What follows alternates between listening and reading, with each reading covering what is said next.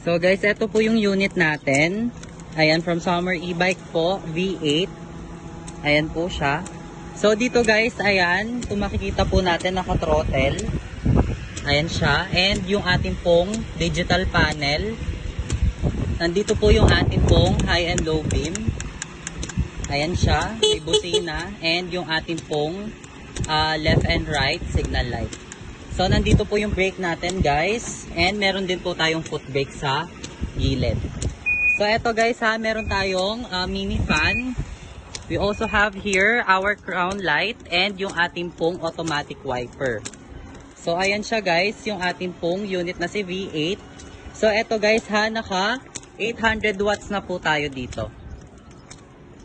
So ayan po, kitang-kita po natin. Ito po yung kanyang crown light pag nakabukas. And sa likod po guys, meron tayong basket.